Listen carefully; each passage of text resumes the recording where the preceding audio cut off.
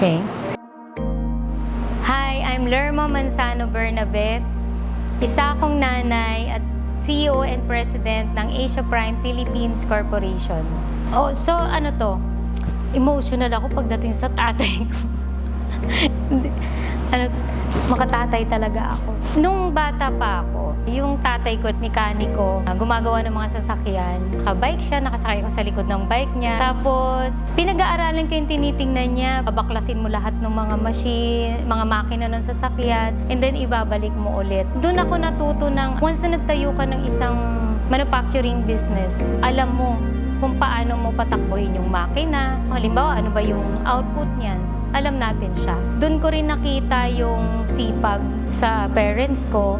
Sila din kasi ma-business before eh. Kinalakin talaga nila nun is farming. So, magtatanim ng palay, ganun. Di nila alam, magtatanim din ako. Para pag uwi nila, may pera din ako. Tapos pag wala kaming pera, sumasali ako sa singing contest. Diba? Bata pa ako, madiskarte na talaga ako. Natandaan ko nung time na yung uncle ko, may sakit siya. Wala siyang papagamot. Nanalo ako sa singing contest. Binigay ko yung sabi ko, Kel, ito pampagamot mo. Kasi sobrang hirap ng buhay namin nun. Kaya parang tumanim sa isip ko nun, ayoko nung ganong kahirap na buhay. Sinabi ko sa sarili ko, kailangan maiangat ko yung family namin.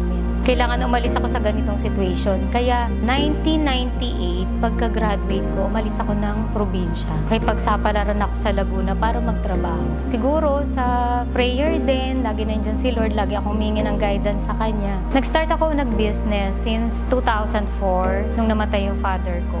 Doon ko naisipang magtayo ng sariling business para buhayin yung aking mga kapatid. Ako rin tumayong tatay sa family namin, sa mga kapatid ko. At the same time, ganun din sa mga anak ko. Emotional ako pagdating sa tatay ko.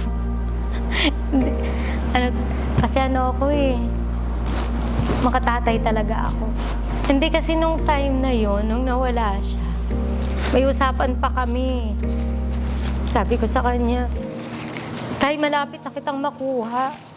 Kasi nasa probinsya siya. Pero empleyado pa rin ako noon. Pero nakakuha ako ng bahay na rent to own. Yun sa Bulacan.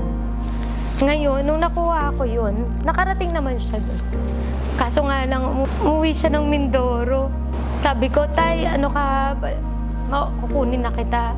After ilang months, biglang tumawag yung kapatid ko. Sabi niya, te, wala na si tatay. Siyempre, nagkaroon ng trauma yung mga kapatid ko, yung nanay ko. Lumabas sila ng Manila. Nakakapanghinayang lang kasi di ba parang sa buong buhay niya, puro hirap para sa amin. Kumbaga yun na yung time na dapat kukunin ko na siya, hindi na siya maghihirap, kaya ko na siyang buhayin. Kaso nga lang, nawala na siya. Hindi ko man lang naparanas yung sarap ng buhay na hindi na kailangan magtrabaho. Eto na ako lahat pwede ko ibigay sa kanya. Kaya lagi ko sinasabi, hanggat nandyan yung magulang ninyo, mahalin ninyo kasi pag wala na sila, doon natin ma-realize. Kahit simpleng bagay lang, pakita lang natin na mahal natin sila. Kasi sobrang love ko yung tatay. Nung time na yun, nagtatrabaho ako bilang key accounts manager sa isang corporate company. And then, pinagsabay ko yung pagiging negosyante at the same time, empleyado ako. So, nag-work ako as key accounts manager 8 to 5 and then sa gabi, naka-night shift yung sarili kong business. Lagi ako umuwi madaling araw. So, tulog ko na lang, sa sasakyan na lang. Kasi kailangan kong pumasok sa company ko ng 8 o'clock, bawal malate doon. So, nagpaalam na ako dun sa sarili kong boss before. Na sabi ko, kailangan ko na mag-focus sa sarili kong business. Kasi hindi ko na siya kaya pagsabay yung dalawa. Very thankful din naman ako sa kanya kasi siya rin yung naging mentor ko. Kumbaga siya rin yung tumutulong sa akin sa lahat nung nag-start ako mag-business. Dati, ang iniisip ko lang noon na matulungan is yung mga kapatid ko, sa sarili kong family. Ngayon, lahat na. Iniisip ko na ngayon, hindi lang yun. Pati na yung mga empleyado na nagtatrabaho sa Asia Prime, ganyan. Sila na ngayon yung iniisip ko, kaya nagdo-double time din ako sa trabaho. August 2006, doon na-establish si Asia Prime Philippines Corporation. Nag-start yung business as supply of the packaging materials and tolling services or the value-added services sa mga multinational companies. If you're familiar like mga by 10 plus 2, yan yung value-added services na ginagawa natin with multinational company. And then the tolling naman, they supply the raw materials and then we do the tolling, the bundling. After that, may mga nag-encourage sa akin na mga multinational company din na bakit hindi mo nalang gawin like from end-to-end process. You do the blending, the product formulation, the product development. Kaya yon na-involve tayo with the manufacturing of the food supplements and the food and beverages. At ngayon, yun, nagkaroon na rin tayo ng skincare, lumaki na din yung business natin. Iba yung may touch ng parang pagmamahal, especially sa mga tao. Kasi pag once na pinakita natin yung pagmamahal natin sa mga tao, ganun din yung ibabalik nila sa atin kung paano natin sila pinahahalagahan. Yung araw-araw na trabaho nila, mamahalin din nila yun. Yes, sa mga kliyente naman, gusto ko rin kung paano ako mag-handle ng operation. Yung lagi ko nga sinasabi, lagi tayo mag-focus. Iba yung parang may gumagabay sa kanila, parang mga anak natin. Yung hindi naman tayo nagtatayo ng isang negosyo na panandalian lang. So, gusto natin, pag nagtayo tayo ng negosyo, na maipapamana pa rin natin sa mga anak natin. Kailangan din talaga pagtrabahuhan natin, bigyan natin ng pansin kung paano tayo magmahal. Ganon din dapat yung pagmamahal na gawin natin sa ating negosyo.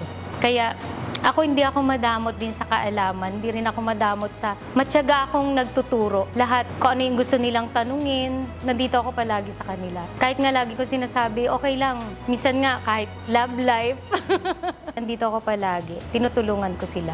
Doon naman sa mga gustong maging partner ni APPC. Lagi kong tinatanong, ano ba yung passion na gusto mo? Kailangan talaga, yun yung gusto natin gawin.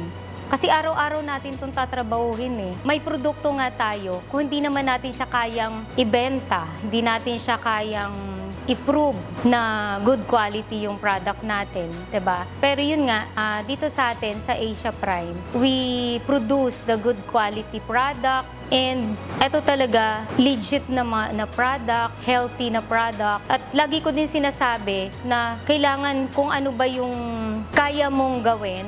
Siyempre, nandito tayo as business partner. Kailangan ikaw as business owner or brand owner, kailangan mo din siyang trabahuhin. Sa mga business partners ng Asia Prime, very thankful ako dahil nandyan kayo. Salamat sa suporta. Salamat sa tiwala na binibigay ninyo sa Asia Prime. Nandito kami, pinapangako namin na lahat ng product na pinoproduce namin para sa inyo is talagang good quality and hindi kami titigil para mag-research sa bagong raw materials and mga active ingredients na pwede nating idagdag sa mga produkto natin na mas lalo pa itong maging effective and mas nakakatulong sa ating katawan. APPC family, salamat din sa inyo sa patuloy ninyong pagmamahal at pagbibigay nyo ng, alam ko naman, ng effort lahat kahit na holidays. Nandyan kayo para sa patuloy na sa paggawa ng magagandang produkto natin na nilalabas natin sa market para sa ating mga business partners. Kung hindi dahil sa inyo, hindi ko rin naman to kaya.